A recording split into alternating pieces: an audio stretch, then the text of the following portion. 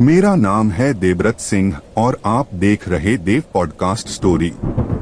झारखंड की कर्मा पूजा की डरावनी कहानी। यह कहानी झारखंड के एक छोटे से आदिवासी गांव की है, जहां हर साल कर्मा पूजा धूमधाम से मनाई जाती थी। कर्मा पूजा का त्योहार गांव के लोगों के लिए विशेष महत्व रखता था, क्योंकि वे मानते थे कि इस पूजा से उनकी फसलें अच्छी होती हैं और गांव में सुख समृद्धि बनी रहती है।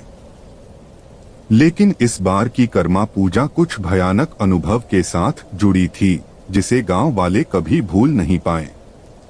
गांव के पास एक घना जंगल था, जिसे लोग शापित जंगल कहते थे। इस जंगल के बारे में कहा जाता था कि वहां रात के समय कुछ अजीब और डरावनी घटनाएं होती हैं। गांव के बुजुर्गों का कहना था कि कर्मा पेड़ के नीचे कुछ आत्माएं रहती हैं, जो अगर किसी को पसंद नहीं करती तो उसकी मौत हो जाती है। गांव के लोग इस जंगल से दूर रहते थे और कभी भी रात को वहां जाने की हिम्मत नहीं करते थे। इस बार कर्मा पूजा के समय गांव के कुछ युवाओं ने तय किया कि वे कर्मा पेड़ के नीचे रात को जागरण करेंगे। उनका मानना था कि यह सिर्फ एक अंधविश्वास है और उन्हें कोई नुकसान नहीं होगा। गांव के बुजुर्गों ने उन्हें मना किया, लेकिन वे नहीं माने। पूजा के बाद वे लोग उस जंगल की ओर बढ़ चले। जंगल में घुसते ही वातावरण बदलने लगा।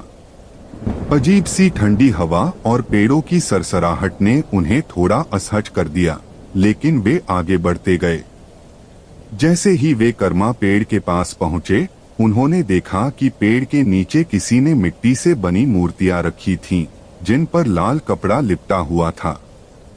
एक अजीब सी गंध वहां फैली हुई थी, जैसे किसी ने कुछ ताजा जलाया हो।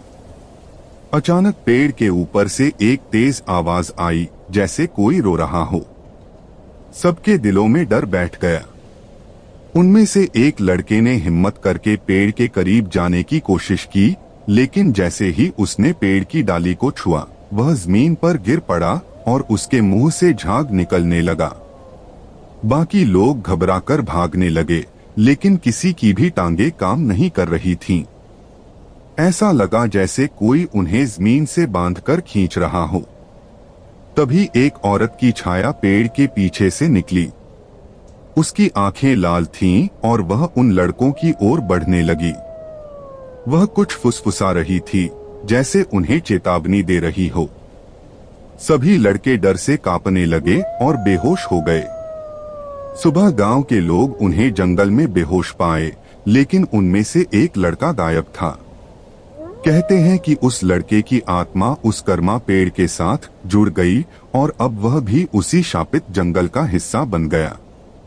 उस दिन के बाद गांव के किसी ने भी कर्मा पूजा के बाद जंगल में जाने की हिम्मत नहीं की। लोग अब भी मानते हैं कि उस जंगल में कर्मा पूजा के दिन आत्माएं जागृत होती हैं और जो उनकी शांति में खलल डालता है, उसे कभी वापस नहीं आने देती।